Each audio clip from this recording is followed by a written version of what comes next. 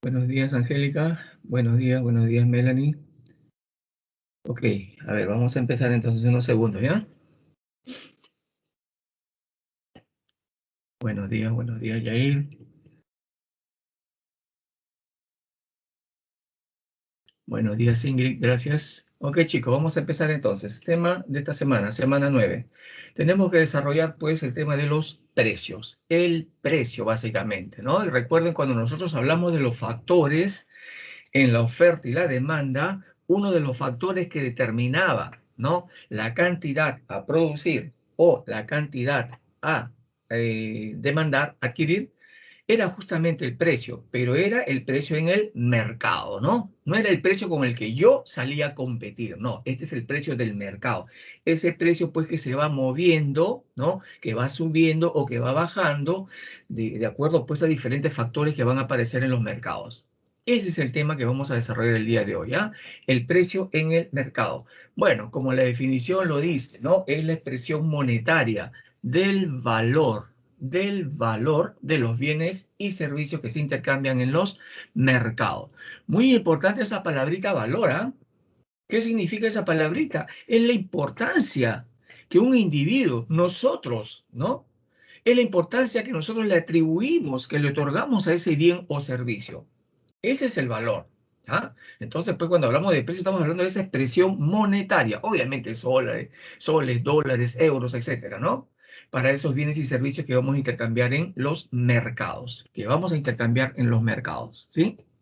A ver, cuando estamos hablando del precio, ya estamos hablando del precio de equilibrio, ese precio, pues, que se va moviendo en el mercado, ¿no? Ese precio de equilibrio. Y obviamente ese equilibrio se logra gracias a las fuerzas de la oferta y la demanda. Gracias a las fuerzas de la oferta y la demanda. Por ejemplo, a ver, observen ahí la pantalla, ¿no? Observen ahí la imagen que he puesto, ¿no? Está, pues, aquí, por un lado, la cantidad ofertada y demandada en un mercado y el precio en este, ¿no? Gracias a ellos, pues, se forman las curvas de la oferta y la demanda. El punto donde se unen las fuerzas de la oferta y la demanda, ese es el llamado punto de equilibrio. Ese punto de equilibrio determina en el eje X, donde está la cantidad ofertada y demandada, una cantidad de equilibrio. Una cantidad que teóricamente nos dice, pues, que la cantidad ofertada y la cantidad demandada se unen, se igualan, llegan a ser iguales. ¿Qué significa eso? Bueno, significa, pues, que esa es la cantidad en el mercado que los ofertantes están dispuestos a producir y los demandantes están dispuestos a consumir. Y en ese momento son iguales. Pero además, en el eje Y, donde está el precio, define justamente el precio de equilibrio. Y como habíamos manifestado, ese precio de equilibrio es el precio, pues, ¿no?, que se forma gracias a las fuerzas de la oferta y la demanda. Y que significa, básicamente, pues, el precio que los ofertantes están dispuestos a cobrar y los demandantes están dispuestos a pagar. Eso es lo que significa ahí, ¿ya? Para tenerlo en cuenta entonces, chicos, ¿sí? Por favor, cuando estamos hablando del precio, estamos hablando del precio de equilibrio. Precio de equilibrio, ¿ya? A ver, enfoques respecto al precio, ¿no? Tenemos, pues, en este caso el enfoque clásico, ¿ya?, y el enfoque neoclásico, ¿no? El enfoque clásico, pues, nos dice que el precio se determina por los costos de producción, lo que gastamos para adquirir los factores de producción. Y este costo de producción depende, pues, de la retribución que se le hace a los factores productivos. ¿Recuerdas, pues, que en la segunda clase hablamos nosotros de la retribución a los factores productivos? Por ejemplo, la naturaleza, la tierra, ¿qué reclama? Una renta, ¿no? O un alquiler también le llamamos. La mano de obra, ¿qué reclama como retribución? Un salario. El capital, ¿qué reclama como retribución? ¿Ah? Un interés. El Estado, ¿qué reclama como retribución? Tributos, impuestos, ¿no? ¿Sí? La empresa o las habilidades empresariales, ¿qué reclaman? Reclama, pues, básicamente beneficios, ganancias y así. Entonces, los factores de producción, pues, reclaman una retribución y esas retribuciones que se les paga, pues, a ellos es justamente lo que permite formar los precios según el enfoque clásico, ¿ya? Entonces, el precio se determina por los costos de producción para producir un bien. El precio del producto al menos debe cubrir pues, los costos de estos bienes y servicios, ¿no? Por tanto, el precio con el que el ofertante sale al mercado debe incluir estos costos de producción y además un margen de ganancia adecuado. Recuerda que ese margen de ganancia es el que al fin y al cabo el ofertante puede mover cuando sale a un mercado a competir, ¿no? Y adecuarse pues al precio de equilibrio. Una vez que ha producido, pues ya no puede mover los costos de los factores de producción porque ya los gastó. Pero obviamente las empresas hacen estudios, ¿no? Para procurar reducir, minimizar, ¿no? Los costos de producción y con ello pues tener mejores márgenes de ganancia o mejor dicho, mejor control sobre los márgenes de ganancia. Adam Smith decía pues que el valor de un bien en el largo plazo se justifica por los factores de producción. Claro, pues a lo largo del tiempo, 3 años, 4 años, 5 años, el valor de los factores de producción va a variar, van a variar. Por lo tanto, van a justificar en el tiempo, ¿no? Los precios de los bienes y servicios. ¿Sí? En cambio, en el corto plazo, decía Adam Smith, un año, por ejemplo, el valor va a subir o va a bajar dependiendo de si la demanda aumenta o cae, respectivamente. Es decir, en el corto plazo es donde vamos a vislumbrar la variación de los precios gracias a las fuerzas de la oferta y la demanda. ¿Ya? Ese fue el planteamiento pues, de Adam Smith. David Ricardo, otro representante de la escuela clásica, nos decía pues, que el valor del bien dependerá del esfuerzo laboral. Ojo, mira, trabajo, esfuerzo laboral necesario para producir el bien o el servicio y de su disponibilidad. Obviamente, ese concepto él lo generó en un tiempo, en una época y en un lugar específico, ¿no? En un lugar específico, ¿sí? Ahora ya sabemos, pues, que los costos de producción, ya centrándonos justamente en la fuerza laboral, en la mano de obra, ¿no? Ya sabemos, pues, que abunda, ¿no? Ya sabemos que eso no es un problema para el capital, ¿no? Pero bueno, depende de la situación, porque ahorita en pandemia, pues la mano de obra, si bien es cierto, muchos están buscando empleo, ¿no? Hay ciertas actividades donde no consiguen mano de obra aún, ¿no? ¿Ya? Entonces, David Ricardo decía, si es más difícil de encontrar un bien para comprarlo, más valioso será. Más valioso será. Y cuando él dice difícil de encontrar, se está haciendo pues referencia justamente a la mano de obra que tiene que ir a buscar, a extraer, a obtener esos recursos o esos elementos que va a necesitar para producir algo. Por ejemplo, ¿por qué de repente un plato preparado con trambollo, con chita, es mucho más barato que preparado pues con aletas de tiburón? Que comen las aletas de tiburón, ¿no? En algunos países. ¿Y por qué es más caro? Porque obviamente es más riesgoso, más difícil, más caro obtener las aletas de tiburón, ¿no? Ese concepto sí está muy vigente hasta la actualidad, ¿ya? El enfoque neoclásico, ¿qué nos dice? El precio depende de la utilidad del bien o el servicio. Y claro, obviamente se basa pues en la teoría de la utilidad. Pero ojo, esa utilidad, según los neoclásicos, recuerda que tiene un valor subjetivo. Es el valor que las personas le otorgan a esos bienes y servicios, ¿ya? Y que se puede traducir finalmente como cuánto están dispuestos los consumidores a pagar por un producto. ¿Cuánto están dispuestos a pagar por un producto? ¿Ya? Entonces, pues, en el enfoque neoclásico que se desarrolla mucho la teoría de la utilidad, ya aparece pues el concepto subjetivo. Y cuando hablamos de subjetividad, estamos hablando de la apreciación particular de cada uno de los consumidores, ¿no? Y recuerda, pues, por ejemplo, cuando nosotros hablamos de la utilidad de un bien, ¿ya? Lo que para mí puede ser útil, de repente para ti no lo es. O lo que para mí es útil en cierta intensidad, para ti de repente lo es en menos intensidad. ¿Ya? Aquí entonces hay un aspecto subjetivo muy importante. Entonces el enfoque clásico nos decía pues que el precio depende de la utilidad del bien, ¿ya? Pero recuerda que dentro de ello hay un concepto subjetivo. Para cobrar el precio de un producto, la empresa pues considera no solamente la oferta y la demanda, ¿no? Sino también toma en cuenta otros factores que van a afectar justamente las decisiones de compra. Por ejemplo, la competencia. La competencia fija sus precios. Puede poner su precio por encima o por debajo del precio de equilibrio. Y si yo quiero competir en ese mercado, tengo que actuar de manera similar, ¿no? Tengo que actuar. Entonces, considera no solamente la fuerza de la oferta y la demanda, sino también la competencia. Y luego, ese factor subjetivo de utilidad que las personas le ponen al bien o el servicio, ¿ya? Que le ponen al bien o al servicio, ¿no? Por ejemplo, en épocas actuales, ¿no? Nosotros valoramos o no valoramos más el alcohol. ¿Valoramos o no valoramos más de repente las vacunas contra la influenza, ¿no? Recuerda que una gripe puede ser pues una puerta abierta para que te contagies rápidamente del COVID, ¿no? Entonces recuerda, ¿no? El valor que cada consumidor atribuye a un mismo producto varía, lo cual va a impactar sobre cuánto está dispuesto a pagar. A ver, te voy a poner un ejemplo acá, ¿no? Aquí tenemos pues diferentes encendedores. Y observarás que el más barato no tiene marca, pero uno de una marca muy reconocida a nivel mundial vale caro. Todos cumplen la misma función, ¿ah? Todos han sido fabricados para cumplir la misma función. Seguramente han variado por ahí pues algunos costos, etcétera, ¿no? Pero todos cumplen la misma función. Pero sin embargo, el de marca Louis Vuitton cuesta $1000 contra el Nike que cuesta $10. ¿Y por qué la gente pagaría esos precios, ¿no? De esos encendedores? Obviamente por la marca.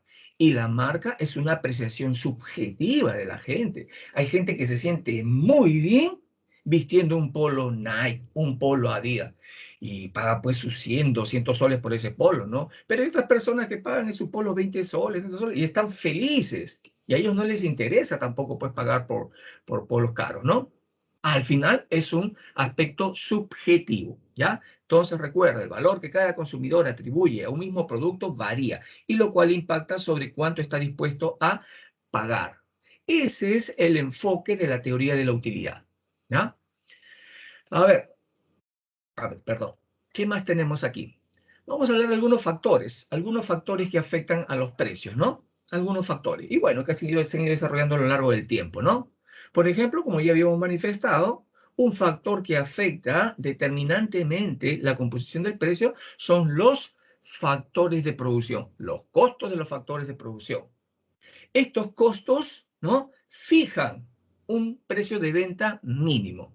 Claro, pues, ¿no? Si tú no puedes gastar menos de 100 para producir algo, ya ese costo, lo que tú has gastado para producir, es un precio de venta mínimo.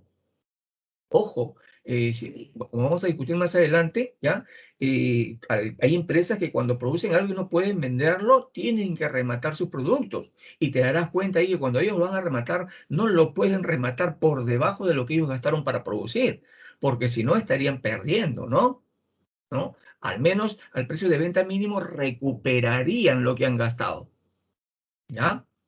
Y bueno, como ya habíamos conversado también en clases anteriores, dentro de estos precios ya que se fijan justamente en base a los factores de producción, ya nosotros tenemos que considerar pues los costos fijos, los costos variables, ¿no? Ellos van a influir mucho en la rentabilidad del bien, del servicio, incluso del negocio, ¿ya? Recuerda que a los costos de producción nosotros le agregamos los márgenes de ganancia. Ese margen de ganancia es otro factor que determina los precios. Ese margen de ganancia yo sí lo puedo mover. Puedo decidir ganar más por cada unidad vendida o puedo decidir ganar menos. Y se traduce pues como la rentabilidad de un bien o servicio, ¿no? Obviamente si ese margen es más alto, es más rentable. Si es más bajo, es menos rentable, ¿no? Entonces, esos márgenes de ganancia que las empresas pueden aplicar va a determinar pues si a la empresa le va bien o no respecto a lo que ha invertido, ¿no? Hay empresas que tienen productos muy buenos, productos que tienen muy buena aceptación del consumidor, entonces, y generalmente no tienen mucha competencia, o de repente tienen una marca muy distintiva que ha calado en la mente del consumidor, entonces estas empresas pueden aplicarle márgenes de ganancias altos, y eso puede significar pues que también le va a la empresa, ¿ya? Estos dos factores, los costos de producción y los márgenes de ganancia, son factores que las empresas pueden controlar, ¿no? ¿Te das cuenta? Los costos de producción. Si yo me vuelvo más eficiente, yo puedo reducir mis costos de producción. Si me vuelvo más ineficiente, obviamente van a aumentar mis costos de producción. Y lo mismo los márgenes de ganancia lo puede manejar la empresa, ¿no? Yo puedo decidir cuánto ganar, ¿no? Si yo he desarrollado un producto de muy buena calidad, una marca muy reconocida, entonces yo puedo aplicar márgenes de ganancia más altos. Pero si estoy empezando, no me conocen mucho, estoy en un mercado muy competitivo, seguramente voy a tener que bajar mis márgenes de ganancia. Entonces, estos dos factores los puede manejar la empresa. Ahora vienen dos factores que ya conocemos, pero que no están bajo el control de las empresas. Escapa su control. Uno de ellos es la demanda del mercado, que es el comportamiento, pues, finalmente, ¿de quiénes? De los consumidores, ¿no? Y recuerda que ellos deciden, ¿no? Ellos deciden o ellos nos dicen cuánto están dispuestos a pagar por un bien o servicio. Pero sí, ¿qué puede hacer la empresa? De repente puede hacer publicidad, puede ser de repente, pues, ahí, bajar sus márgenes de ganancia para atraer, pues, al consumidor. Pero normalmente no puede controlar ese aspecto, pues, la empresa. El otro factor es la oferta. Y cuando hablamos de oferta, no estamos hablando del comportamiento solamente de ese productor. Es el comportamiento de los otros productores que también ofrecen servicios o bienes similares al nuestro. Es el comportamiento de los ofertantes en competencia. Competencia real, competencia posible. Ahí no puedo hacer mucho yo como empresa, pues no salgo al mercado y la competencia puede ser muy agresiva y puede tener precios más bajos que el mío. Entonces yo me voy a tener que adecuar si quiero competir ahí.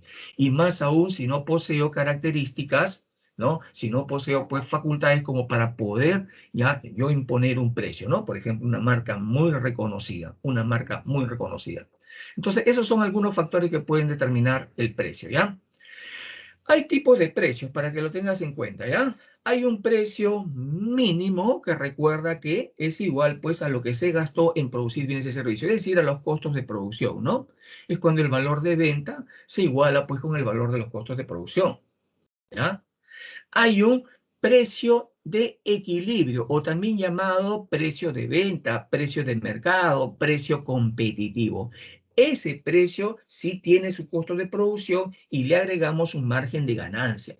Y está determinado básicamente, pues, por la interacción simultánea y libre de los ofertantes y demandantes. Ellos van a hacer, pues, que se mueva el precio en el mercado y va a aparecer, pues, un precio de equilibrio. No va a estar influenciado por decisiones individuales, ¿no? De los participantes en el mercado. Es decir, aquí nadie impone precio, ni ofertantes ni demandantes, ¿ya? Por el contrario, los productores y consumidores tienen que aceptar el precio vigente en el momento de su entrada al mercado. Por ejemplo, ahorita que está viniendo más competencia, ¿no? Que va a vender gas. ¿Tú qué crees que está pasando o qué va a pasar con el precio del gas de Solgas, por ejemplo, que tenía el monopolio del gas acá en el Perú? Va a tener que bajar sus precios, pues. LATAM, antes era LAN Chile, ¿no? Empresa de servicios de transporte aéreo. Ellos eran los monopolistas en ese mercado. Ahora que viene, pues, la empresa rusa, ya le abrieron el mercado a las empresas rusas, a también ofrecer servicios. ¿Qué crees que va a pasar con los precios de los pasajes aéreos? Va a bajar también, ¿no? Entonces, aquí nadie controla los mercados cuando hablamos del precio de equilibrio, ¿ya? Los ofertantes y demandantes tienen que aceptar ese precio vigente al momento de la entrada o participación en el mercado, ¿ya? Entonces ya tenemos dos tipos de precio, ¿no? El precio de venta mínimo y el precio de equilibrio. Hay un precio también que se llama dumping, el precio dumping, ¿no? Ese es un precio muy especial y normalmente se da en mercados no competitivos, mercados desleales. Y es una estrategia que aplican algunas empresas, sobre todo las empresas más poderosas, ¿no? Cuando una empresa, por ejemplo, vende una mercancía a determinado precio en su mercado interno, pero lo vende a menor precio cuando exporta a otro país. Eso lo hacen los chinos, por ejemplo. Suponiendo que el precio sea en soles para poder compararlo, ellos lo venden allá de repente un par de zapatos a 15 soles, ¿no? A 15 soles. Pero cuando vienen acá al Perú, lo venden a 10 soles. Los mismos zapatos, a 10 soles. ¿Qué es lo que pasa con esos 5 soles de diferencia? Obviamente, ellos están asumiendo esa pérdida. ¿Para qué? Para impactar, para golpear al mercado y reducir, eliminar a la competencia. Eso está prohibido, ¿ah? Eso está prohibido por la Organización Mundial del Comercio. Y es una práctica de vender por debajo del precio normal o a precios inferiores al costo. con el fin de eliminar a la competencia, pues y adueñarse del mercado, ¿no? Entonces, si tú analizas la estructura de precios normal, ¿no? Costo de producción más márgenes de ganancia. El precio dumping puede estar por debajo incluso del valor de los costos de producción. Puede estar por debajo. Y recuerda, se hace básicamente para eliminar a la competencia y adueñarse del mercado. Una vez que eliminó la competencia, pues simplemente ya se mete en el mercado y empieza a cobrar sus precios regulares. ¿Quiénes hacen este tipo de aplicación de precios? Las empresas, pues, con poder económico que pueden soportar ciertas pérdidas, ¿no? Que pueden soportar ciertas pérdidas. Un cuarto tipo de precios son los precios subsidiados. Y aquí normalmente, pues, interviene el Estado o también pueden intervenir de repente apoyo de otros países o también organizaciones internacionales de ayuda, por ejemplo, ¿no? Aquí está determinado, pues, por las decisiones normalmente del Estado para alcanzar ciertos objetivos en su política económica, ¿no?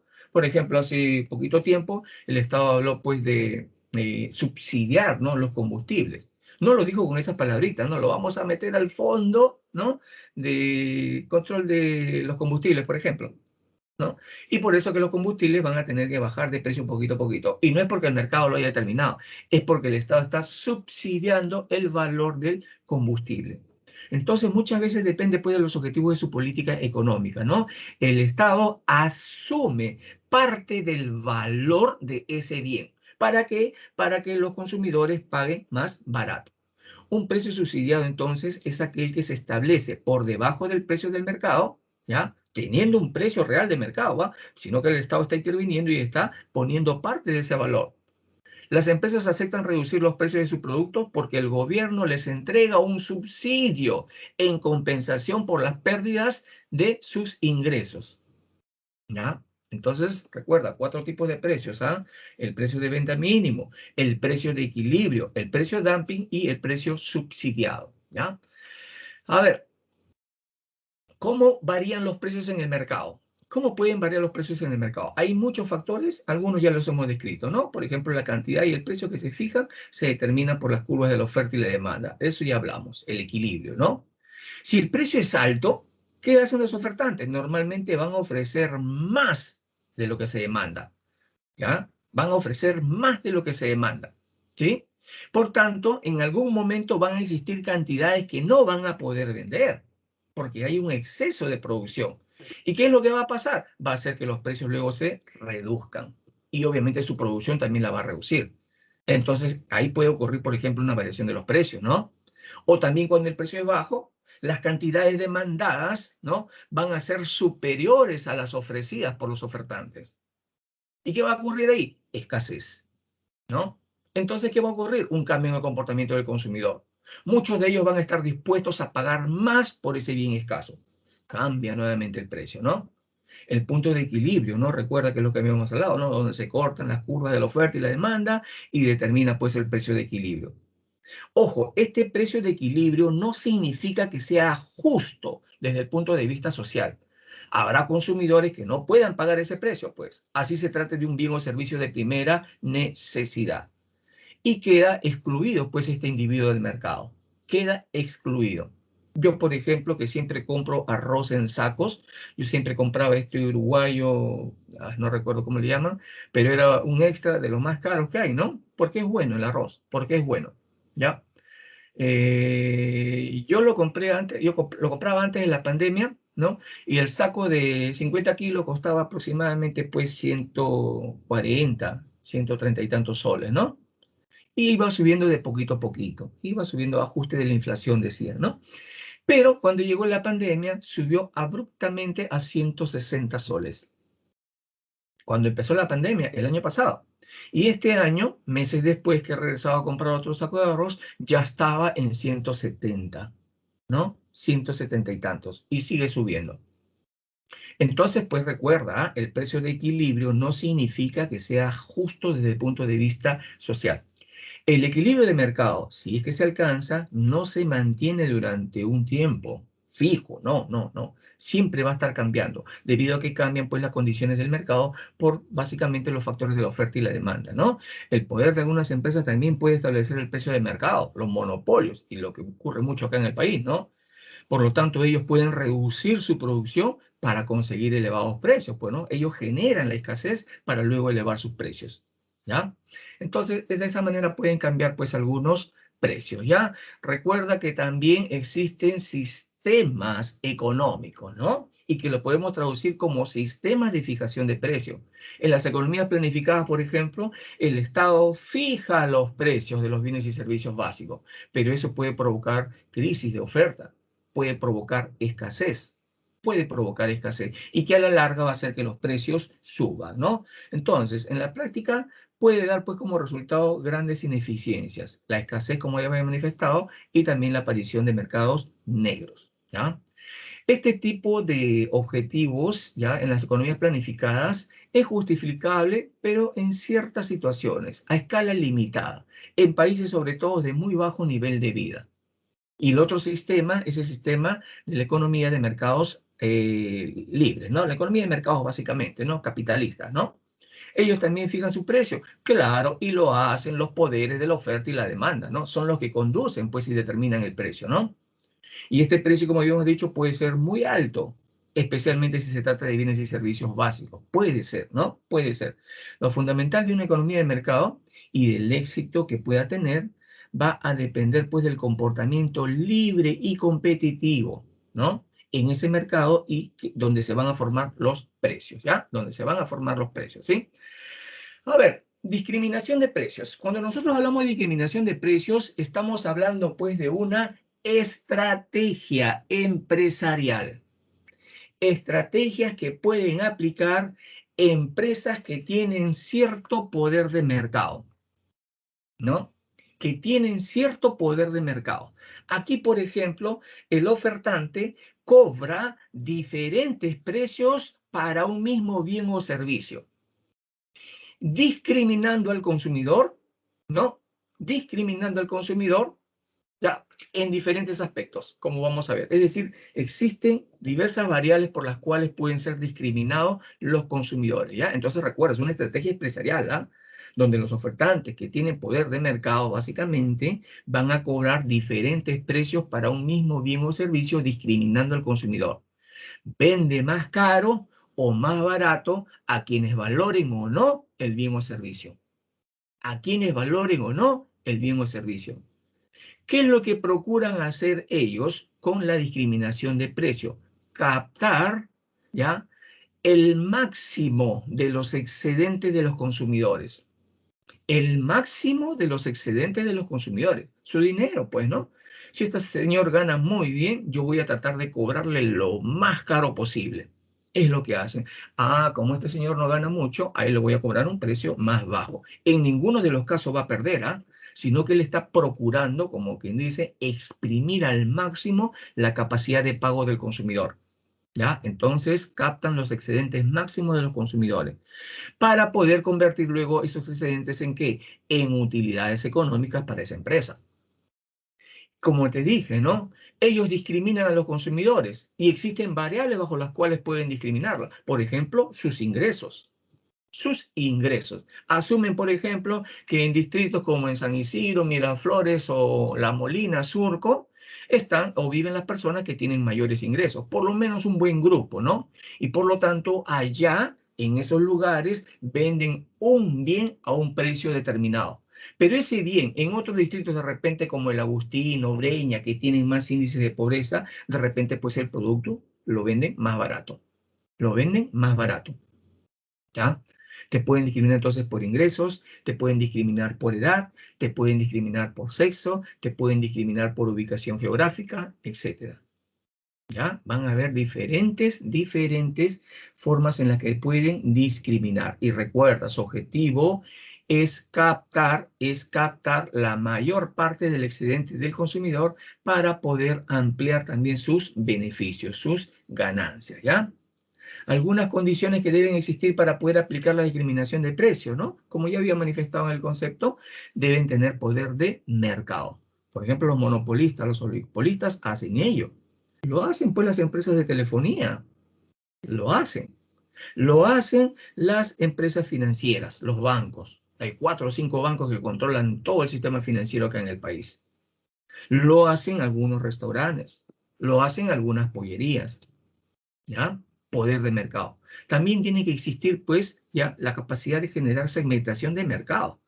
Es decir, poder conocer la disposición a pagar de los consumidores en ciertos sectores. Es decir, van a hacer investigación para obtener información sobre la demanda. Si ellos saben, por ejemplo, ¿no?, que en un distrito específico, por ejemplo, San Miguel, Magdalena, ¿no?, los consumidores están dispuestos a pagar por cierto bien o servicio, entonces ellos en esos lugares van a aplicar su estrategia de discriminación de precios, ¿no? Ahí lo van a hacer. Entonces, esa es la segmentación del mercado, ¿va? Conocer la disposición, pues, de los demandantes, bajo diferentes aspectos, ¿sí? Otra condición puede ser, pues, tener el poder para evitar o limitar la reventa.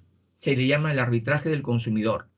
Imagínate, pues, un partido Perú y otra selección, ¿no?, en el Estadio Nacional. Ya, lo normal sería, pues, que se empiecen a vender los boletos para la entrada sin ninguna restricción, ¿no? Entonces yo voy y me compro 50 entradas. 50 entradas, ¿no? Y el día del partido, ¿no?, como yo sé que normalmente escasean, pues, las entradas y hay personas que no quieren hacer cola, yo me pongo por ir a vender, ¿no? Un boleto que me costó de repente 200 soles, yo lo vendo a 250, 300 soles. Entonces, si estos revendedores existen, ya le van a malograr la discriminación, pues, a las empresas. Ya no van a poder discriminar. No van a poder discriminar, ¿ya? A ver, algunos ejemplos, pues, de la discriminación de precios, ¿no? Simplemente para poderlos ubicar, ¿ya? A ver, hace un tiempo, en una playa yo observé una señora que tenía su negocio, ¿no? Que vendía y alquilaba ropa de baño para varones y mujeres. Ropa de baño para varones y mujeres, ¿no? Fíjate, ella tenía en su estante 4 ubicaciones. En una de ellas vendía ropa de baño para damas y en otra ubicación alquilaba ropa de baño para damas. Y sorprendentemente, a lo que yo pensaba como obvio, a lo que yo creía que era obvio, el área de venta de ropa de baño para damas era grande y el área de alquiler de ropa de baño para damas era chiquito. Y vendía caro, ¿ah? Y vendía caro. Y su alquiler era normal, pues, ¿no? ¿Ya? Y cuando voy a la parte, pues, de ropa de baño para varones, ¿no? Ropa de baño para varones, el área donde vendía ropa de baño para varones era pequeña y los precios eran regulares. Pero el área donde alquilaba ropa de baño para varones era más grande y el precio era un poquito más alto. ¿Por qué crees que haría esto la señora? ¿Por qué crees que haría esto? La señora estudió economía, estudió administración, conoce bien del comportamiento del consumidor. Bueno, esa ventaja tienen, pues, los vendedores, se dan cuenta cómo se comportan los consumidores, ¿no? Y obviamente ella se basó, pues, en un aspecto que nos diferencia a varones de mujeres, ¿no? Las mujeres, por ejemplo, cuando tienen que usar alguna ropa, ellas prefieren usar ropa nueva que nadie haya usado. ¿Por qué? Porque así se comportan, pues ellas cuidan bastante su cuerpo. Ellas difícilmente van a usar, ¿no?, ropa de baño que alguien ya usó. Difícilmente van a usar de repente unos zapatos que alguien ya usó, ¿no? Ellas cuidan más su imagen, más su cuerpo, más su persona, ¿no? Por eso es que ellas tendían a comprar ropa de baño. Por eso es que la señora tenía un espacio grande de ventas de ropa de baño para mujeres, ¿no? Y un espacio pequeñito de alquiler de ropa de baño para mujeres. Y vendía caro incluso, y el alquiler era normal. En cambio, en la zona de varones, el espacio de venta era pequeñito y el espacio de alquiler era grande. ¿Por qué?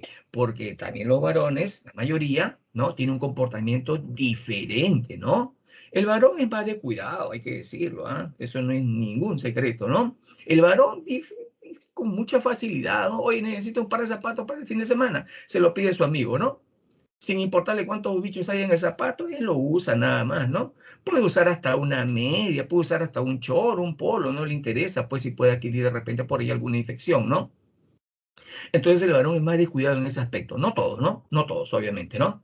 Y por eso es que su espacio de venta era pequeño y de alquiler era grande. ¿Estaba discriminando a la señora? Por supuesto. ¿Y cuál es la variable por la cual nos está discriminando? Por sexo. Por sexo está discriminando, porque la señora había aprendido a reconocer pues el comportamiento que diferenciaba a mujeres de varones, ¿ya? Esa es una forma de discriminar. Otra forma de discriminar, por ejemplo, podría ser por ingreso, ¿no? Otra variable. Yo trabajé hace un tiempo pues en lo que se llamaba antes Supermercado Santa Isabel, ahora Supermercados Peruanos, ¿no? Plaza Vea, Vivanda, etcétera, ¿no? Fíjate, ellos tenían una tienda en el Callao y también tenían una tienda en La Molina, ¿no? Había un producto, el whisky Johnny Walker, etiqueta azul, un whisky carísimo, ¿no? Un whisky carísimo. Ese whisky, ¿sabe cuánto costaba en el Callao? 750 soles. ¿Sabes cuánto costaba en Miraflores? 850 soles. ¿Sabes cuánto costaba en La Molina? 1000 soles.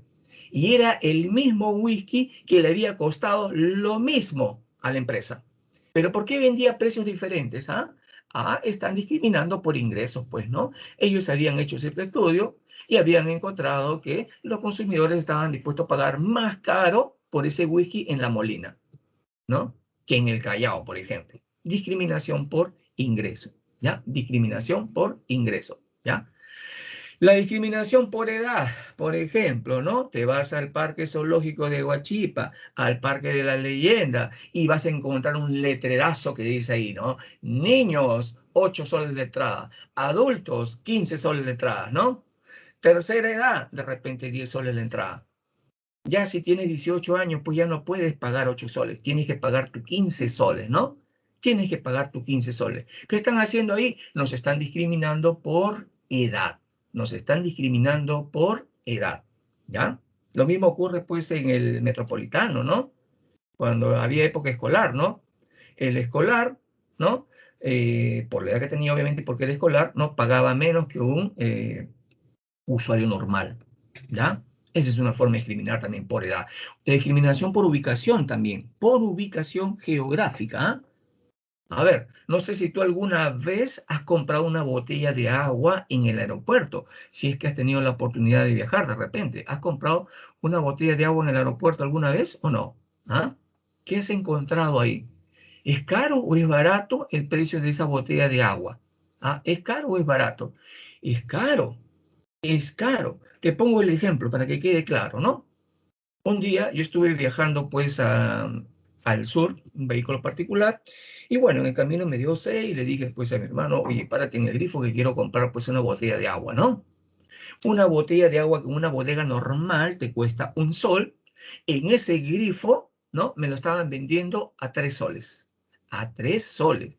Yo le dije, oye, pero ¿por qué tanto? Me estás cobrando como si fueran 3 botellas. Me dijo, no, señor, ese es el precio y eso lo disponen los dueños. Yo no dispongo del precio, ¿no? Sí, pero es mucho. Bueno, señor, me dice, ese es el precio. Si usted quiere, lo compro. No, ¿no? Y claro, tenía razón, porque cuando yo dije, ¿qué te voy a comprar? Y me fui. Cuando salgo afuera del grifo en la carretera, era un desierto. Iba a encontrar una bodeguita por ahí, nada, ¿no? Si quería tomar agua, tenía que pagar los 3 soles ahí, ¿no? Te vas, por ejemplo, al aeropuerto, hay una tienda que se llama Duty Free. Duty Free. Te vende de todo, ¿no? Te vende hasta regalos, ropa y también te vende productos de primera necesidad, ¿no? Vas a comprar tu botella de agua ahí que en la tienda te cuesta 1 sol y que en el grifo en la carretera te cuesta 3 soles, ahí te lo venden a 7 soles. Ahí te lo venden a 7 soles. Uno podrá decir, no, oye, es que de repente cuesta caro los alquileres acá porque está en el aeropuerto. No, no es eso. Ellos están discriminando por ubicación. ¿Ah? Porque saben que en el aeropuerto llegan muchos turistas y normalmente el turista, pues, ¿no? Así sepa del tipo de cambio, ¿no? Ellos siempre van a tener capacidad de compra y pagan 7 soles por esa botella. Entonces te pueden discriminar también por ubicación. A ti te ha pasado seguramente alguna vez, te compras una Inca Kola de repente de 1,5 litros que está a 5 soles, ¿no? 5 soles, te vas a un chifa y en el chifa esa botella te la cobran 8 soles. ¿Por qué? ¿Ah? Porque saben pues que esa comida salada o dulce que te venden en los chifas te va a producir sed y tú vas a querer comprar ahí tu gaseosa y vas a tener que pagar lo que ellos te cobren, ¿ya? Lo mismo ocurre en las pollerías, ¿ah? Lo mismo ocurre en las pollerías, ¿ya? Entonces hay variables por las cuales nos van a discriminar, ¿ya? Hay variables por las cuales nos van a discriminar, ¿ya? A tenerlo en cuenta entonces, chicos, ¿sí? A ver, ahora, observen pues la pantalla, ¿no? Estamos hablando de tipos o grados de discriminación de precio, ¿no? Teóricamente se ha desarrollado pues tres conceptos, ¿no? Discriminación de primer, segundo y tercer grado. Cuando hablamos de una discriminación de primer grado, estamos hablando pues de que el vendedor conoce la disposición completa, la disposición total a pagar de cada uno de los consumidores y a cada uno de ellos le cobra el precio máximo que estén dispuestos a pagar, ¿no? Imagínate pues que exista pues ese vendedor que conozca ya todas nuestras capacidades, nuestros ingresos, etcétera, y nuestra disponibilidad a pagar. Entonces, dependiendo de ello, pues a mí me va a cobrar de repente 5 soles, a ti te cobra de repente 7, al otro le cobra 15, al otro le cobra 3, etcétera, etcétera. Eso es simplemente un grado teórico, ¿no? Entonces, la empresa aquí conoce la disposición a pagar de cada consumidor, ¿ya? Y por lo tanto, de manera perfecta, puede aplicar su estrategia de discriminación. Esa es la discriminación de primer grado. Y reitero, es teórica, pero gracias a la tecnología, ¿ya?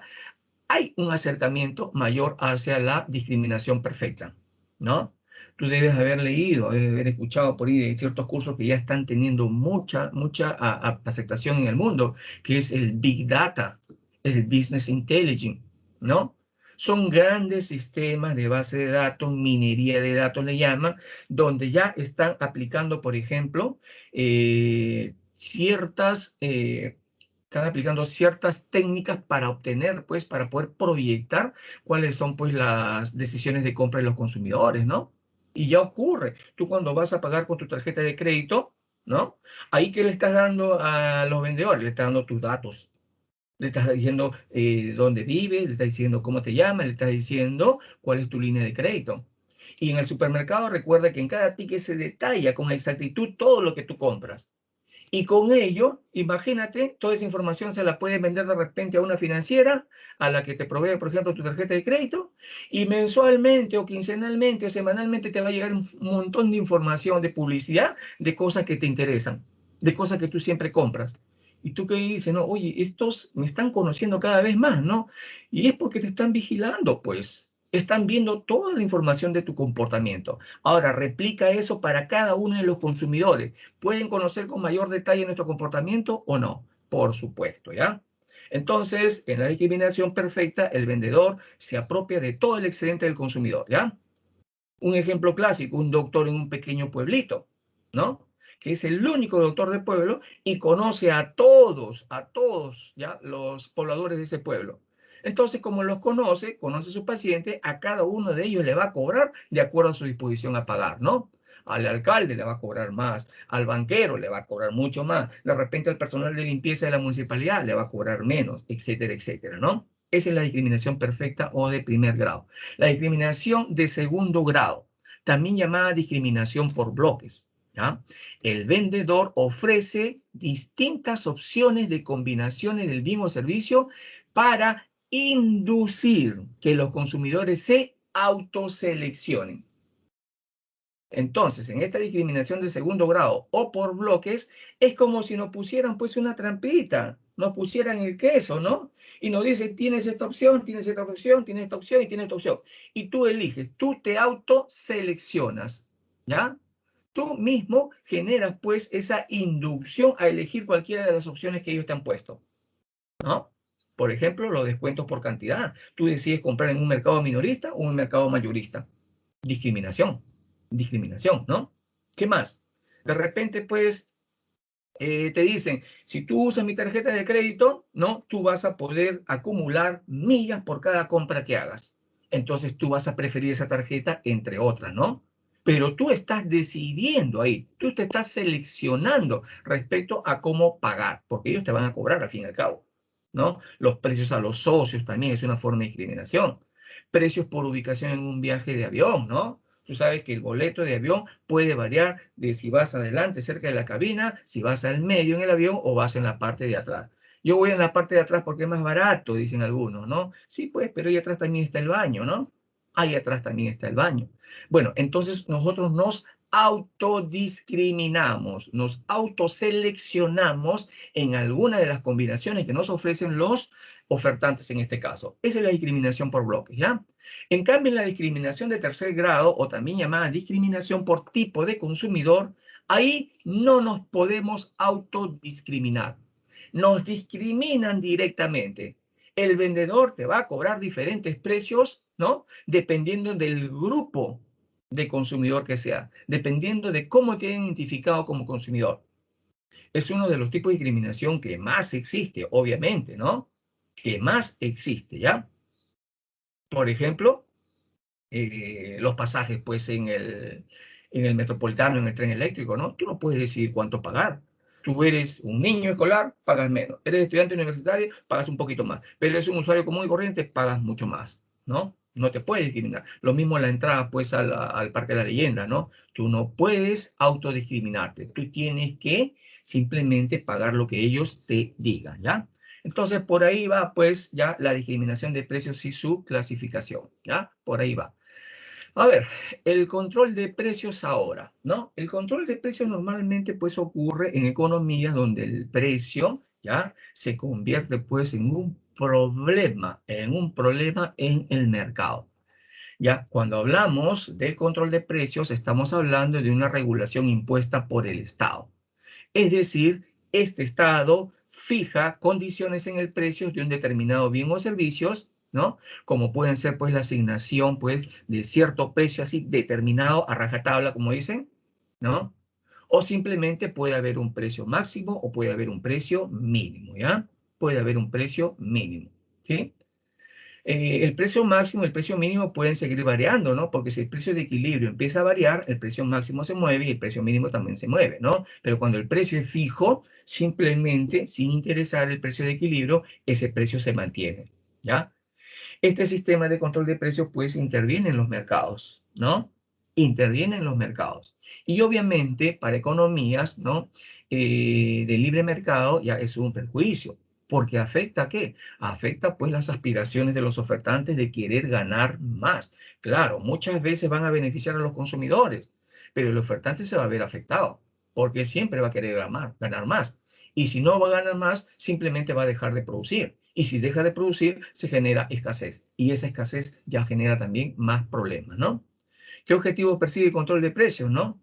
Muchas veces, pues, cuando el Estado lo aplica, ya evitar la inflación o los efectos de la misma sobre un bien o servicio, ¿no? De repente la inflación es tan alta como nos ocurrió en el primer gobierno de Alan García, que de repente, pues, la gente ya no puede comprar algunos bienes y servicios, ¿no? Entonces el Estado tiene que intervenir, ¿no? El control de precios busca asegurar, pues, que un determinado bien o servicio sea accesible, sobre todo a los más pobres. Busca proteger el poder adquisitivo de ellos. Y también, como medida en una economía, promover el antimonopolio, ¿no? El antimonopolio. Es una herramienta, por ejemplo, en economía como la nuestra, donde hay marcadamente monopolios y oligopolios, pero sin embargo no se aplica a ello, no se aplica a ello, ¿ya? La desventaja del control de precios, pues, puede agotar la oferta por exceso de demanda, genera escasez, ¿no? Y fomenta la aparición de mercados negros. Puede evitar también los incentivos a la inversión, ¿no? Observa el precio máximo en la figura, ¿no? Observa el precio máximo. Tenemos nuestro sistema de coordenadas cartesianas, por un lado, pues, la cantidad de ofertadas y demandadas, y por otro lado, el precio. Ahí tenemos la curva de la oferta y la demanda, tenemos el punto de equilibrio con su cantidad de equilibrio y su precio de equilibrio. Como el precio es alto, el Estado viene y fija por debajo del precio de equilibrio un precio máximo. Si tú trazas una línea horizontal que corte a las curvas de la oferta y la demanda, observarás que en la curva de la demanda van a haber mayores consumidores que ya cantidad de ofertantes en esa misma curva de la oferta. Es decir, si bajan los precios, como es obvio, más consumidores van a querer ese bien o servicio. Y como el precio baja y no le conviene a los ofertantes, ya van a haber menos ofertantes produciendo. Entonces te darás cuenta que la cantidad demandada supera la cantidad ofertada. ¿Y eso qué genera? Escasez. Genera escasez, ¿ya? En cambio, en el precio mínimo ocurre todo lo contrario. Se establece un precio por encima del precio de equilibrio.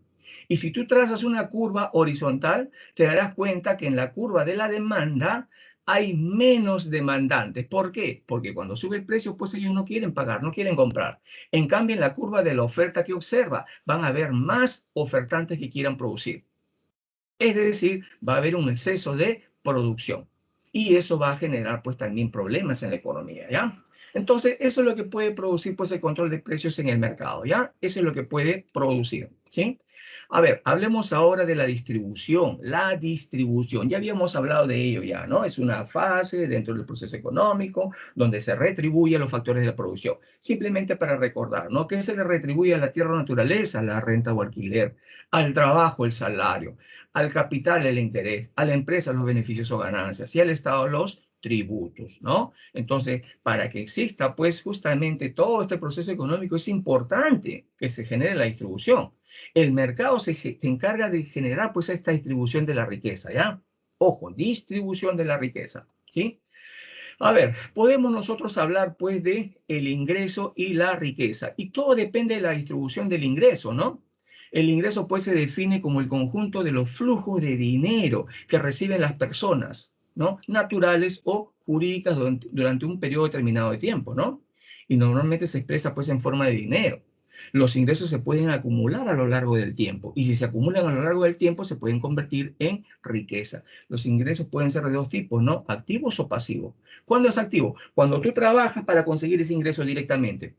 Y pasivo cuando tú no trabajas y el dinero, sin embargo, te llega, ¿no? Y eso ocurre pues cuando tú eres accionista, cuando eres inversionista, ¿no? Tú pones un dinero ahí, otros los administran y tú estás esperando simplemente que te lleguen las ganancias, nada más, ¿ya? Entonces, ese es el concepto de ingreso. ¿Y cuál sería el concepto de riqueza en este caso, no? Simplemente es lo que ya se ha acumulado, ¿no? De bienes económicos, activos o dinero que va a tener pues una persona natural o jurídica en un momento determinado de tiempo, ¿no? Esta acumulación con una adecuada gestión puede generar incluso más riqueza, puede generar más riqueza, ¿ya? A ver, algunas causas ya de los problemas que genera la desigual distribución de los ingresos, ¿no? Porque poseemos una estructura productiva centrada en el sector primario, poca tecnología, ¿no? O también la propiedad del capital que se sigue concentrando en muy pocas manos, ¿ya? Otra causa de la desigual distribución del ingreso, la plusvalía. Recuerda que es la plusvalía, ¿no? Esa riqueza que genera el trabajador, pero que se la apropia el capitalista, el empresario, ¿no? Y también la inadecuada política redistributiva. El Estado redistribuye riqueza. El Estado, con la riqueza que distribuye el mercado, ¿no? Debería generar más opciones de trabajo, mejor calidad, ¿no? En infraestructura para que el país pueda tener más opciones de producción y por tanto producir más, generar crecimiento y desarrollo económico y eso puede ayudar a mejorar que el ingreso de la familia, ¿no? Para obviamente pues romper esta desigual distribución de la riqueza, ¿ya? A ver, la redistribución es un papel que tiene el Estado, única y exclusivamente el Estado. El Estado recibe la distribución, los tributos, ¿no? Recibe ello. Y el Estado luego le da a la sociedad parte de ese dinero, ¿no? A eso se le llama redistribución de la riqueza. Y el Estado lo puede hacer de varias formas, ¿no? Por ejemplo, a través de las subvenciones, que está destinado a cubrir los gastos de una obra o un proyecto, ¿no? Es una cantidad de dinero, pues, que se concede a una persona, a una entidad o a una institución como ayuda económica para poder realizar esa obra, un mantenimiento, ¿no? Ahora, cuando hablamos de subvencionar, estamos hablando prácticamente de financiar. Es decir, el Estado te da el dinero, pero luego lo tienes que devolver. Algunas veces el Estado te dice, no te preocupes, no nos devuelvas nada. ¿Ya? Pero normalmente se trata de un financiamiento. En cambio, el subsidio sí es una transferencia directa. Te lo dan, te lo regalan, ¿no? Y sirve para satisfacer, pues, de manera extraordinaria, no siempre, ¿no? Una necesidad concreta en un momento determinado. Por ejemplo, los subsidios que van a recibir muchas familias en esta época, ¿no? ¿Ya? Por ejemplo, esos subsidios. Entonces, el subsidio no es un financiamiento, ¿ah? Es una entrega directa, una transferencia excepcional, extraordinaria, ¿ya? No siempre se va a dar. Otra forma en la que el Estado redistribuye riqueza es a través de los programas sociales. Los programas sociales sí tienen la característica de dar dinero continuamente en un periodo más largo de tiempo. Y ahí están pues los programas sociales, por ejemplo, el vaso de leche, los comedores populares, Pensión 65, Juntos por el Perú, se llama pues a pesar de que parece el nombre de un partido, es un programa pues de capacitación y de ayuda de inserción laboral, ¿no? Tenés Beca 18, tienes el Sistema Integral de Salud, Trabaja Perú, Jóvenes Productivos. Ellos son, pues, programas sociales, ¿ya? Recuerda que hay una inyección de dinero continua, constante, por un periodo determinado de tiempo, ¿ya? Entonces, simplemente para resumir, subvención tiene forma de financiamiento. El Estado te puede dar dinero. De repente, pues, el fenómeno del niño destruyó tu casa y el Estado te dice, toma el dinero, construye y luego me vas a devolver a bajos intereses. O de repente no. Subsidio, el Estado te da el dinero y te lo está regalando, ¿ya? Pero recuerda, es extraordinario, excepcional, para un fin específico en un momento determinado. En cambio, los programas sociales sí es entrega de dinero, ¿no? Pero que va a servir para ciertas acciones que el Estado va a generar para tratar de solucionar un problema público constante, ¿no? Recuerda ahí, comedores populares, vaso de leche, etcétera, ¿ya? Bien, chicos, ahí nos estamos quedando y será pues hasta la próxima semana, ¿ya? Cuídense, gracias por su tiempo. Nos vemos.